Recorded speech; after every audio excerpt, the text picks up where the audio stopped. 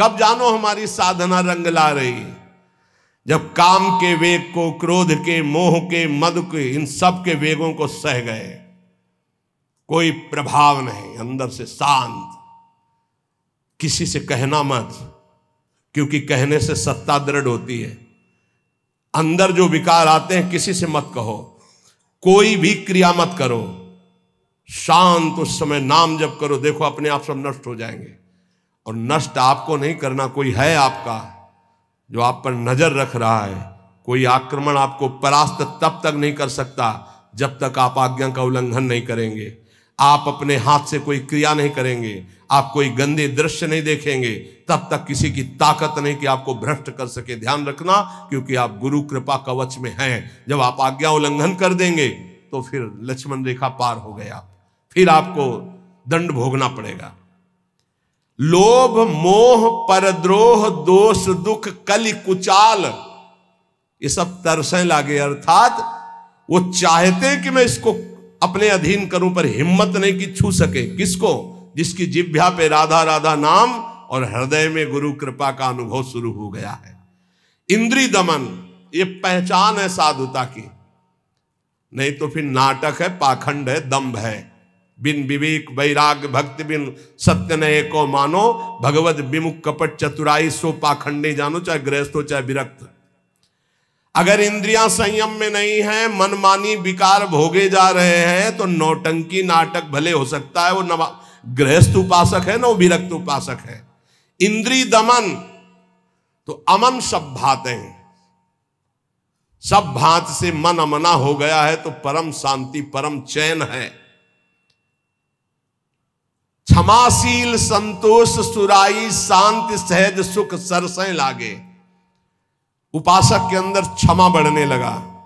चाहे जितना कोई अनिष्ट करे, कभी द्वेष हो ही नहीं सकता, कभी उसको साप दे ही नहीं सकता, कभी उसका अमंगल नहीं कर सकता, जिसके ऊपर राधा नाम की कृपा हो गई है।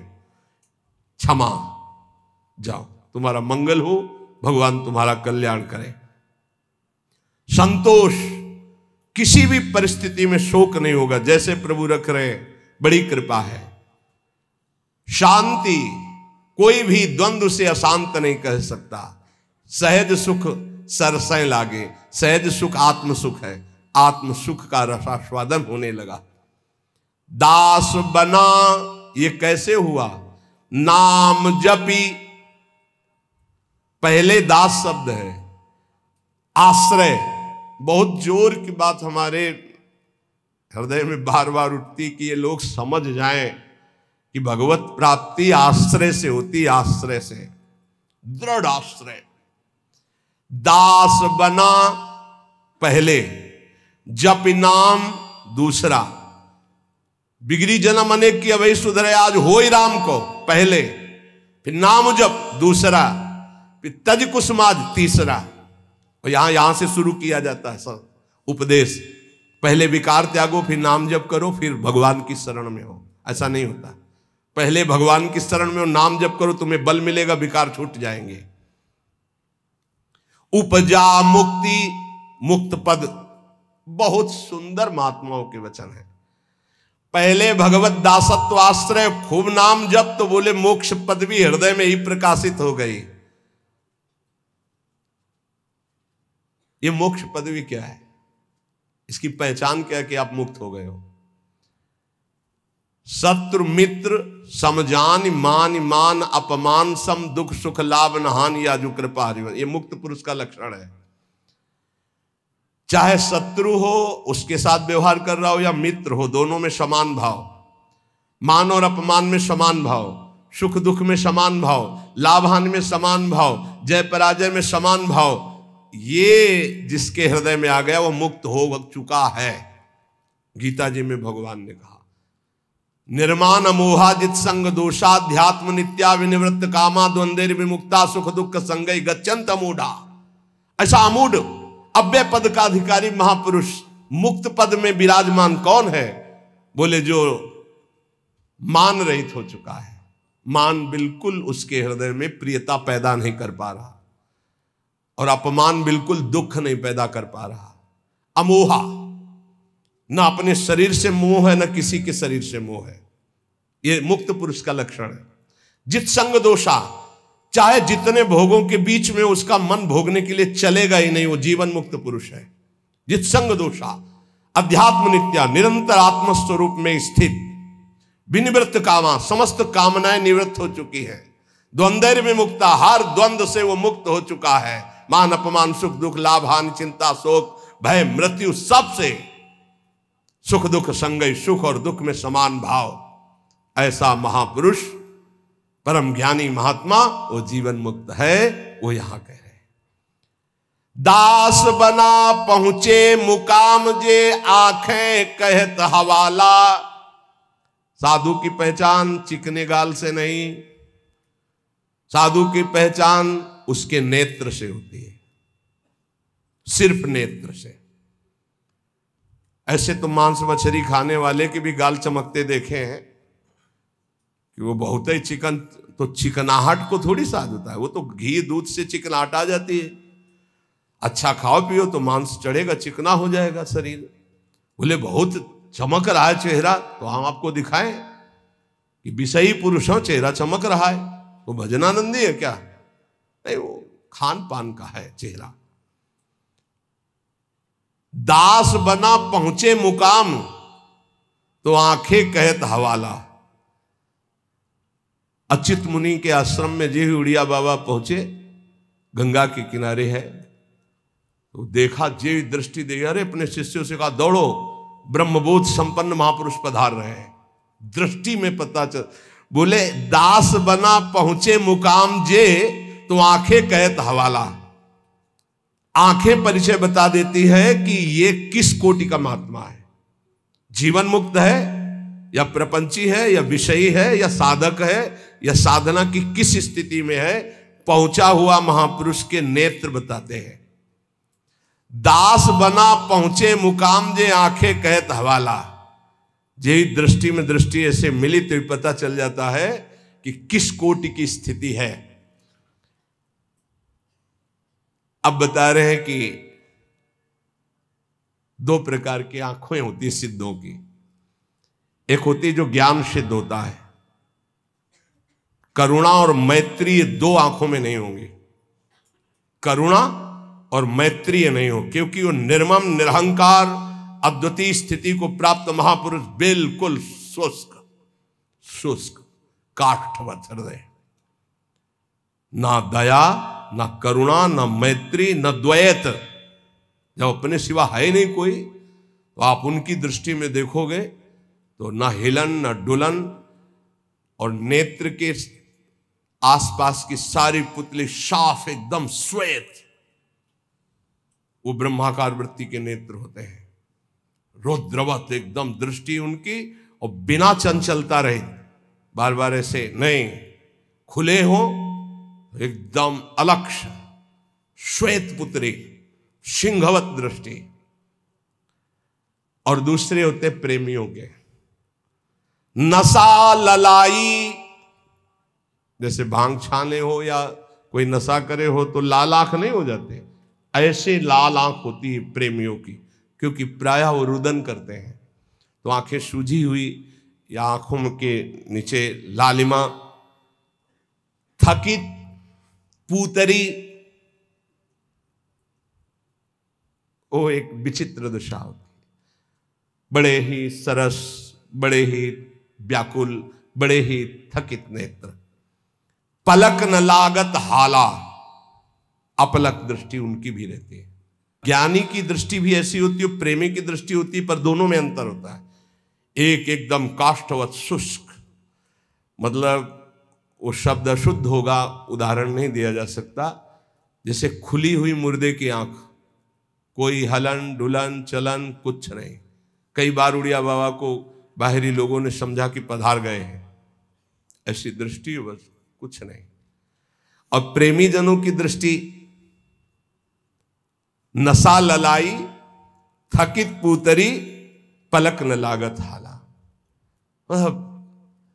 नेत्र ऐसे कि देखो तो आसक्त हो जाओ, बड़े सरस, बड़े प्रेमी, बड़े थकित, और हल्की सी लालिमा नेत्रों में छाई हुई है, सुरंग नेत्र हैं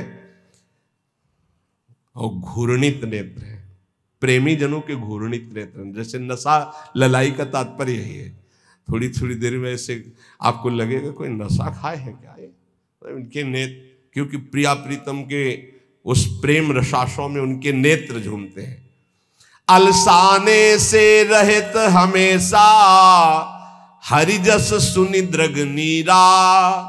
थोड़ी सी प्रभु की बात सुने कि आंखों से आंसू की धारा बहने लगी और अलसाने से रहते हैं, न सोना न जागना। अखियां रूप के रंग रंगी, निरखी स्वरूप कुंवरी राधे को याही माही पगी। ये अखियां रूप के रंग रंगी, न सोई न जगी। प्रियाजू के रूप रस में हर समय अलसाई हुई, एक जैसे कोई नशा किए हो ऐसे उस नशे में। ढरक चलत कबही भरियावत पुलकावली शरीरा। गदगद गर चित शांति थका मन तनहु थका दर्शाई। ज्ञान विराग भक्ति से पूरे जगत न सकत समाई। ऐसे प्रेमी जनों के नेत्र जहां जगत का प्रवेश ही नहीं है, हृदय कंठ गदगद हो जाता है, चित्त शांत है, मन अचंचल है, तन एकदम थकित शिथिल भाव में डूबे हुए। बोले ऐसे जो महापुरुष होते हैं तो दास बना पहुंचे मुकाम जे आंखें करत हवाला। ऐसों के नेत्र बताते हैं कि मुकाम में पहुंचे हुए ये जन है। श्री भगवान जगत गुरु श्री कृष्णचंद्र जी कह रहे हैं जो पहुंचे हुए महापुरुष है वो शरीर को अपने वश में किए होते हैं। यही सबसे बड़ी चूक हो रही है। ये बहुत बड़ी चूक है जो हमारी निंदा का कारण बनती है। हम संतों की या भक्तों की जो निंदा का कारण बनता है वो ये नाशवान दुष्ट नीच शरीर है। इसको जब तक मैं माना जाएगा ये नीच आचरण कराता ही रहेगा, गुरुजनों की, आचार्यों की, भगवान की निंदा करवाता रहेगा। एक शरीर से गलती होने पर समस्त साधुओं की तरफ लोगों की दृष्टि अश्रद्धा से हो जाती है। इसीलिए हमें लगता है कि अगर साधु बने तो मर के बने, उन्हें घर गृहस्थी में ब्याह करके अच्छा है, जीवन धर्म पूर्वक व्यतीत करे, अधर्म आचरण न करे। बहुत बड़ी त्रुटि समझो, एक गलती से लाखों लोगों की श्रद्धा संतों के प्रति नष्ट हो जाती है। भगवान कह रहे सिद्ध पुरुष के लिए कैसा होता है, निराशीर्यत चित्तात्मा त्यक्त सर्व परिग्रहा। शारीरम केवलम कर्म कुर्वन्नाप्नोति किल विषम। यत चित्तात्मा, जिसने अपने शरीर को अधीन कर लिया। ये प्रार्थना है सब साधकों से, कोई ऐसी चेष्टा मत करना जिससे भेष को गाली मिले। हमारा गति हो या दुर्गति हो तो ठाकुर जी जाने। कभी ऐसी जगह न खड़े होना, कभी ऐसी चेष्टा मत करना, कभी ऐसा संग मत करना। ये ध्यान रखो कि तुम्हारे से एक बहुत बड़ी धारा जुड़ी हुई है। तुम्हारे गुरु, गुरु के गुरु, गुरु के गुरु, आचार्य, इष्ट, पूरा एक आपकी गलती पूरे को गालियां दिलवा सकती, पूरे विश्व के संतों के प्रति अश्रद्धा हो सकती। इसलिए सावधान। जिंदगी में हम नीच हैं, पामर हैं, हमारी गति हो दुर्गति हो भगवान जाने। हमसे ऐसा आचरण न बन जाए कि हमारे गुरुजनों को गाली मिले।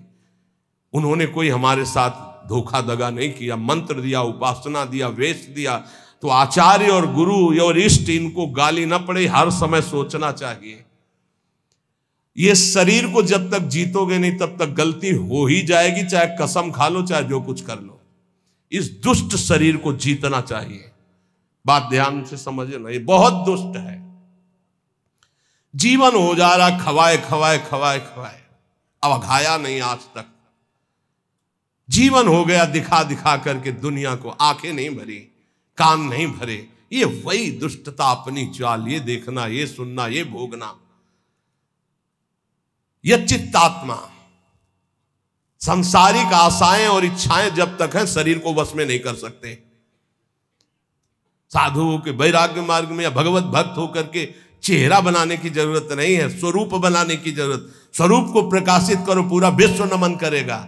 चेहरा तो नौटंकी नाटक वाले बनाते हैं, जब थोड़ी देर के लिए साधु बनते हैं वो बनाते हैं, जिससे पूरा साधुता का हम रोल कर सके। हम रोल नहीं करते, हम उस मार्ग में चलने वाले पथिक हैं। साधुता का रोल 2 घंटा कोई कर सकता है, लेकिन जीवन भर साधु बन के रहना वो बहुत कठिन बात है। इसलिए ये नहीं, हम भगवत मार्ग के पथिक, हमारा कोई भी बाहरी शारीरिक नाटक ऐसा नहीं होना चाहिए जो धर्म विरुद्ध हो। बिल्कुल समझ के चलना चाहिए। आज आचार्यों गुरुजनों के चरणों में बैठ करके साधुता का भाव नहीं।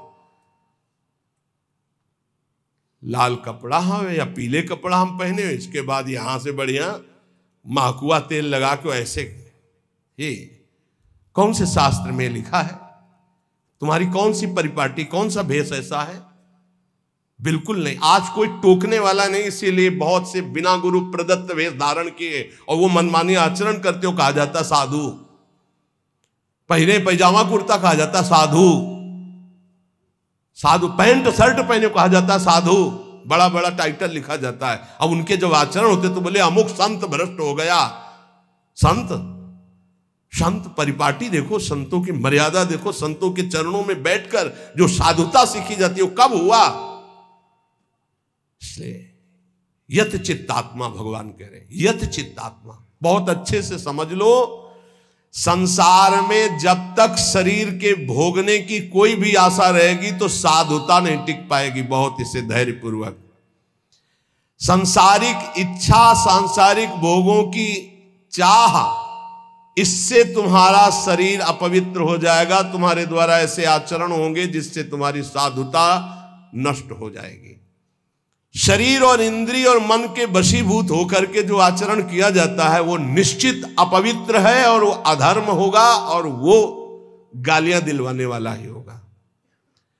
श्रद्धा उपजाना बहुत कठिन होता है भाई, बहुत कठिन होता है। नास्तिक के हृदय में श्रद्धा प्रकट करना, विषयी पुरुष के हृदय में श्रद्धा प्रकट करना और नष्ट करना एक क्षण की बात होती है। जन्म जन्मांतरों की सुकृत एकत्रित होने पर श्रद्धा होती है और एक चेष्टा पूरी लाखों की श्रद्धा नष्ट कर देगी। लाखों का मंगल करने का पाप लगेगा उसको और वो दुर्गति को प्राप्त होगा। इसलिए साधु वेश में बहुत होश में, ये कोई खिलवाड़ नहीं है। ऐसे लोग करते तो खिलवाड़ नहीं, सारी जिम्मेवारी है आपकी। ऐसे कर दिया तो जिम्मेवारी, उनकी श्रद्धा की रक्षा करना तुम्हारा कर्तव्य बन गया। उनके कल्याण की तरफ तुम्हारी दृष्टि जानी चाहिए। ऐसा कोई ये नहीं कि तुम स्वामी बन गए तो जो मनावे सो आचरण करो, ऐसा नहीं है। शरीर इंद्रियां अंतःकरण सिद्ध पुरुष के वश में होता है। साधक को चाहिए कि इनके वश में होकर कोई कार्य ना करे। तुम अकेले नहीं हो, तुम्हारे साथ बहुतों की निंदा होगी या बहुतों की प्रशंसा होगी। ये बात ध्यान रखना है। केवल अपना जीवन होता तो कोई बात नहीं है, गलती हो गई, त्रुटि हो गई या पिट गए या जो भी हो गया सब हो गया। आज तुम नहीं हो, तुम्हारे साथ बहुत जुड़े हुए हैं, तुम्हारे गुरु, तुम्हारे आचार्य, तुम्हारे इष्ट और लाखों श्रद्धा। अगर एक भी त्रुटि तो लाखों की श्रद्धा और पूज्य जनों का अपमान घोर नरक पहुंचा देगा, दुर्गति करवा देगा। त्यक्त सर्व परिग्रहा, जो सिद्ध पुरुष होता है उस शरीर को ही अपना नहीं मानता तो और परिग्रह की बात क्या है। सब सन्यासी हो जो भगवत मार्ग के पथिक हैं, ये तो सर्वाणि कर्माणि मयि सन्न्यस्य मत्पराहा, सारे कर्म भगवान को अर्पित करके जो भगवान के परायण है, चाहे गृहस्थ हो चाहे विरक्त हो, वो सन्यासी है। जो मन का निसंकल्प और वाणी का मौन दंड और शरीर का निष्कर्म संयम पूर्वक, अगर ये दंड नहीं तो किस बात का सन्यासी। भगवान ने एकादश स्कंद में कहा है, वाणी का मौन, मन का निसंकल्प और शरीर का निष्क्रिय, ये सन्यास धर्म का स्वरूप है।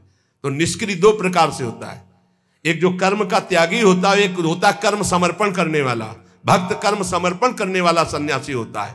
ये तो सर्वाणि कर्माणि मयि सन्न्यस्य मत्पराहा। सब प्रकार के भोग संग्रह सामग्री का अपनापन भाव ना रखना, चाहे गृहस्थी में हो चाहे विरक्ति में हो। गृहस्थी में तो नाथ सकल संपदा तुम्हारी, मैं सेवक समेत सुतनारी। विरक्ति में तो जो हमारे पास मिला है वो साधु सेवा, भगवत सेवा के लिए मिला हुआ भगवत प्रदत्त वस्तु है, अपना अधिकार नहीं, अपने नौकर है, सेवक है, सिर्फ सेवा। अगर अपने सुख के लिए किसी सामग्री का संग्रह कर लिया जाए, अपने भोग की बात वस्तु मान ली जाए, तो वो उसी की दुर्गति कर देगी, ध्यान रखना।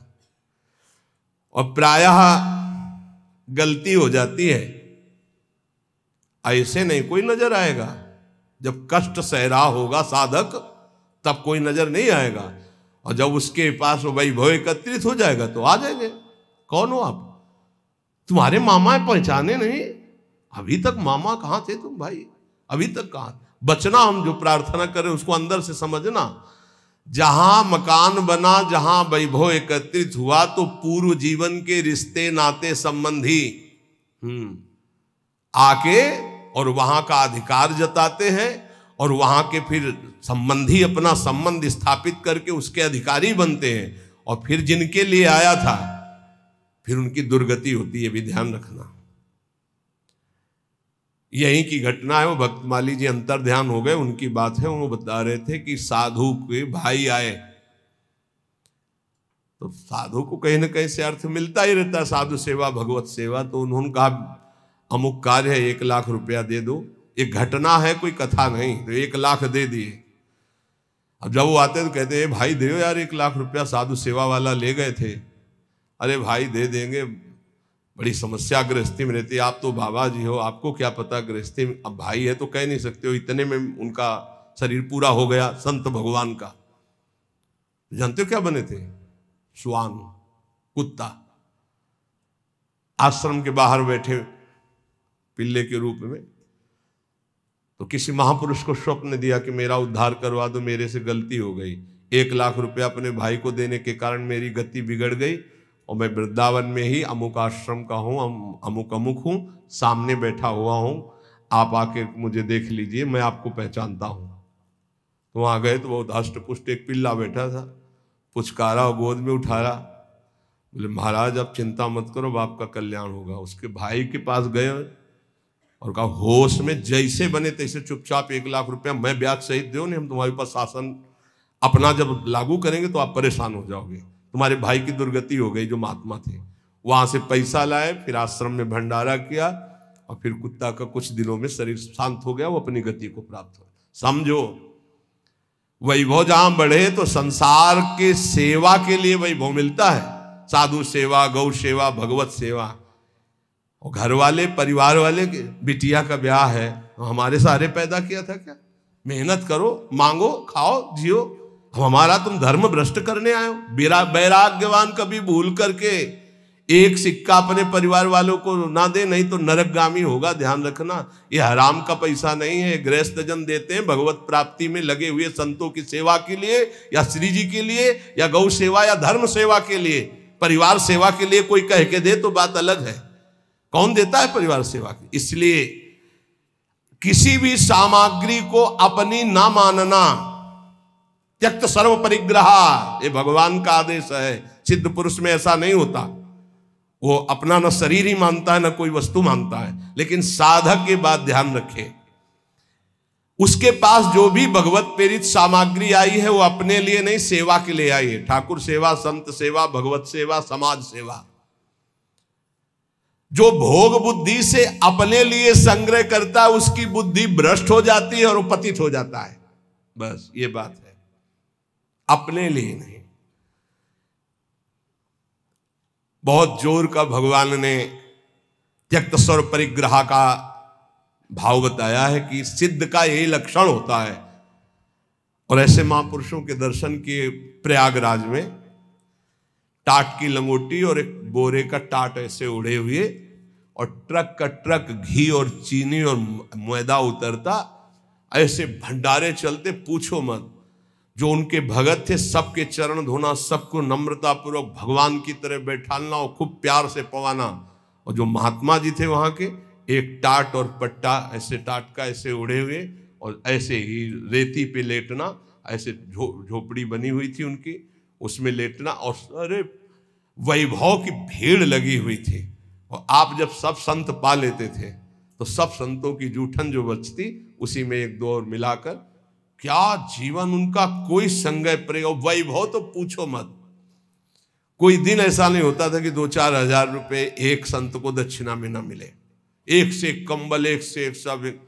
पर देने वाले जब ऐसे, तो वहां त्यागी ही त्यागी ज्यादा थे। देने वाले परेशान थे कि यहां कोई लेता नहीं है। और सामान की ऐसी, ये वास्तविक बात यही है कि स्वयं परिग्रह रहित होकर के समाज सेवा में। एक विरक्तानंद नाम के महापुरुष थे, उन्होंने कहा स्वामी जी बहुत हो गया, बुढ़ापा है, आप इतना कष्ट सह रहे हो, क्यों सह रहे हो, अब तो आप वस्त्र धारण कर लो। वो वहीं पास में ही बैठे थे। तो उनका, तुमको मैं बूढ़ा नजर आ रहा हूं, ऐसे कहा, बूढ़ा नजर आ रहा हूं, अभी चलो बराबर गंगा जी में खड़े होकर देख लो कौन बूढ़ा होगा। तितिक्षा की मूर्ति और मुस्कुराहट ऐसी, और त्वचा एकदम सांवली हो गई थी, प्रकृति का वार सहते हैं। और जब दृष्टि उठाए तो अमृत की वर्षा होती। ये संतों में एक अद्भुत हो, ऐसे दृष्टि से देखे तो अमृत की वर्षा होती, क्योंकि भगवदानंद में डूबे। अनिकेता, अनिकेत भगवान को बहुत प्रिय है। अनिकेत जिसके रहने के वास में ममता नहीं है। अनिकेत का मतलब जिसके घर नहीं, ऐसा नहीं। ये भी रहने का वास है और ये भी रहने का वास है, अपना नहीं है।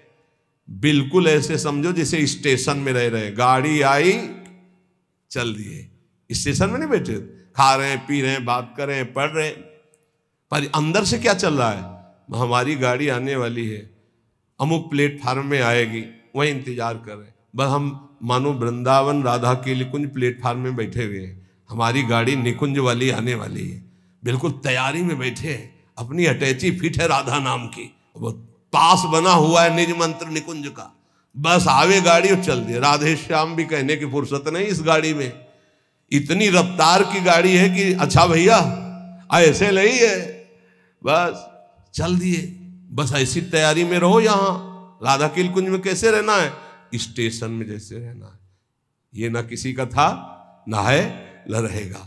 बस समय गुजारो और श्री जी के पास चलना। अनिकेता, रहने के स्थान में ममता रहित होना। निराशी, सिद्ध पुरुष में कोई आशा नहीं होती, और साधक को आशा, कामना, स्पृहा और वासना, इसका त्याग करना पड़ता है।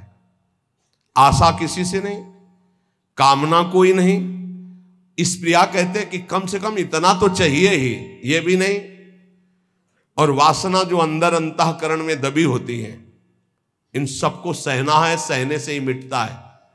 बोले इतनी व्यवस्था तो होनी चाहिए। क्यों होनी चाहिए? हरि की इच्छा है कि इतनी भी ना हो तो हम उसमें राजी हैं, जोई जोई प्यारो करे सोई मोई भावे। हमें लगता है 25 वर्ष तो कुल्ला नहीं किया होगा, 25 वर्ष वो जो होता है ना पेस्टो या मंजन या कुछ नहीं। जीवन को भगवदानंद में डुबोने के लिए पेस्ट लेके थोड़ी घुमा जाता है, कोलगेट इसके लिए से कहां रखा है। अरे इतना गुड़ मिल जाए और एक कमंडल गंगा जल चला जाए, बड़े भाग्य की बात।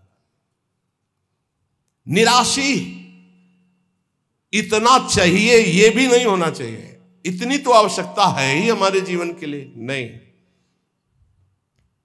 यही वृंदावन की कह रहे, पीछे से सब अचला फटा था, राधा वल्लभ जी के दर्शन कर ले गए।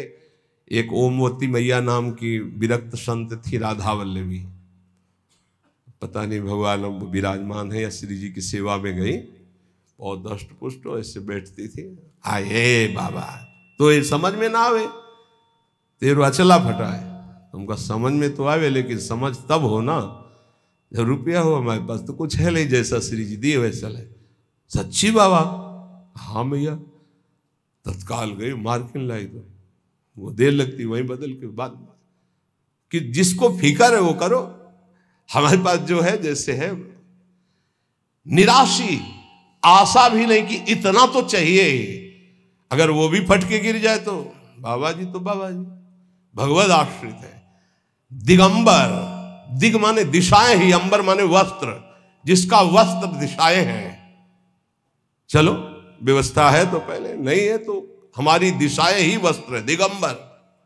और इसकी भी ट्रेनिंग हुई है काफी, कई महीने इसकी भी हुई, संन्यास में इसका भी संन्यास दिया ही जाता है दिगंबर करके। निराशी, ये सच्ची मानो, कोई आशा मत रखो, जिस समय जैसी व्यवस्था हरि करे उसी में राजी रहो। बाहर से भोग सामग्री में अपनापन नहीं हो, अंदर से किसी भोग सामग्री की इच्छा भी न उत्पन्न होने पावे, उसे निराशी कहते हैं। ऐसा महापुरुष शारीरम केवलम कर्म कुर्वन् नाप्नोति किल विषम, वो केवल शरीर संबंधी कार्य करता हुआ भी पाप को प्राप्त नहीं होता, क्योंकि आशा, कामना, स्पृहा, वासना, ममता रहित जो महापुरुष है, इसीलिए कहा गया महापुरुषों की केवल बात के अनुसार उनके जो आचरण हो वो मानो। सब आचरण उनके अनुकरणीय नहीं होते, क्योंकि भगवान यह कह रहे शारीरम केवलम कर्म कुर्वन् नाप्नोति किल विषम, वो शरीर संबंधी ही केवल कर्म करता हुआ पाप को भी नहीं प्राप्त होता है। जैसे श्रीमद् राधा सुधानिधि, कर्माणि श्रुति बोधितानि नितराम कुर्वन्तु कुर्वन्तु मा गूढ़ाश्चर्य रसास्त्रगादि विषयान गृह्णन्तु मुंचन्तु वा। हमें महापुरुषों का अनुकरण नहीं करना, उनकी उपदेश से जो उनके आचरण मिले वो बात हमें माननी है। नाप्नोति किल विषम, उनको कभी कोई पाप स्पर्श नहीं कर सकता, वो जन्म मरण रूपी बंधन से मुक्त हो चुके हैं, वो आशा रहित है, उनका किसी से संबंध नहीं है, इसलिए शरीर से जितने कर्म होते हैं वो सब अकर्म बन जाते हैं और उनको फल नहीं देते हैं। जो सिद्ध महापुरुष है उसके द्वारा जो भी होता है वो अकर्म हो जाता है। जैसे श्री भगवान सब कुछ करते हुए भी कभी बंधन को प्राप्त नहीं होते, भारी से भारी युद्ध कर रहे हैं, भारी से भारी व्यवहार में देखे गए, भारी से भारी प्रियता में देखे, कभी कुछ। जो निवृत्ति परायण सिद्ध महापुरुष है उसमें कभी कोई भोग लालसा नहीं होती। भोग लालसा रहित होकर जो भोग भोग रहे हैं दिखाई दे रहा है। जैसे दुर्वासा जी की कोई आशा नहीं, गोपियों ने सब उनको पकौड़ा, खीर, दुनिया की चीजें पवा दी। बोले अब वापस कैसे जाएंगे? बोले आए कैसे यमुना जी? बोले भगवान ने कहा था मैं अखंड बाल ब्रह्मचारी हूं, अगर तो यमुना जी मार्ग दे दे, ऐसा कहना, तो मार्ग दे दिया। तो बोले कह देना दुर्वासा ने दूब रस के सिवा जबान में कुछ न रखा हो तो यमुना जी मार्ग दे दे। गोपियों ने कहा मनो खीर पुआ तो हम सबका पा गए, कह रहे हैं कि दूब के सिवा न रखा हो, इसका मतलब समझते हो? इच्छा रहित महापुरुष, अनिच्छित, उनकी कोई इच्छा नहीं। तो ऐसे इच्छा रहित महापुरुष के द्वारा संयोग वशात जो भी कार्य हो जाते हैं वो अकर्म बन जाते हैं, उनको कोई भी दंड या कोई भी पाप कर्म स्पर्श नहीं कर सकता। इसलिए बड़े बड़े महापुरुषों की लीलाएं देखी जाती है, विचित्र कोटि की लीलाएं देखी जाती है, बिल्कुल उनका अनुकरण न करे। जैसे आद्य गुरु भगवान शंकराचार्य मछली खा गए, फिर कांच पी गए, सबकी सामर्थ्य थोड़ी है। बहुत एक सिद्ध महापुरुष थे कूटस्थ स्वामी, उनका नियम था खप्पर ऐसे कर दो, जो डाल दोगे वो पालेंगे, जो डाल दोगे। तो कुछ उपद्रवी गांव के लोग थे, जब ये पता चला कि ऐसे नियम वाले हैं तो सीधे कोबरा को पकड़वाया, जो बीन बजाने वाले लोग होते हैं उनसे पकड़वाया और काट करके सीधे जहर सहित रांधा उसको और उनके खप्पर में डाल दिया। ब्रह्मार्पणम ब्रह्म हविर ब्रह्महग्नो ब्रह्मणाहुतम ब्रह्मविते गंतव्यम ब्रह्म के समाधिना, तत्काल उसको अर्पित करके पूरा पा गए ब्रह्मबोध संपन्न महापुरुष से। तो वहां के लोगों ने पूछा ये तो अभक्ष पदार्थ था। बोले तुम्हारी दृष्टि में, हमारी दृष्टि में भिक्षा थी। फिर एक ने उपद्रव किया, आकर के मदिरा डाल दी उसमें खप्पर, तो मुस्कुराए, उन्होंने कहा यहां तो कोई फर्क नहीं पड़ने वाला, पर तुम्हारी नरक की जो है गति पक्की हो रही, तुम भिक्षा में एक साधु को क्या दे रहे हैं? तो तत्काल वो खप्पर से लेकर के ढिड़का दिया। सिद्ध महापुरुषों की। अब फिर उन्हीं की बात, एक दिन वो पेड़ के नीचे बैठे थे, किसी गांव में चोरी करने जा रहे थे चोर, उनसे पूछा कौन हो तुम? वो कुछ नहीं बोले। कौन हो तुम? कुछ नहीं। खूब लात और डंडों से मारा। सुबह जब लोग आए तो पड़े, तो घाव उनके देखे, डंडे दे। स्वामी जी किसने मारा? ये पता नहीं किसने मारा। बोले आपको दुख नहीं है? बोले क्यों दुख है? खप्पर में जो आया सो खा लिया, सो शरीर में जो आया उसे भोग लिया। सिद्ध पुरुषों की नकल थोड़ी कर सकते हैं, वो तो स्थिति प्रज्ञ महापुरुष है। शिव जी हलाल जहर पी गए, सब पी जाएंगे क्या? तो यहां कह रहे हैं कि उपासक को चाहिए कि महापुरुषों के जो वचन से आचरण मिले उनके अनुसार चले। निवृत्ति परायण साधक सदैव महापुरुषों के वचनों का अनुगमन करे, उनके विरुद्ध आचरण, निरर्थक आचरण, प्रमादयुक्त आचरण कभी न करे, तो वो भी सिद्धावस्था को प्राप्त हो जाएगा।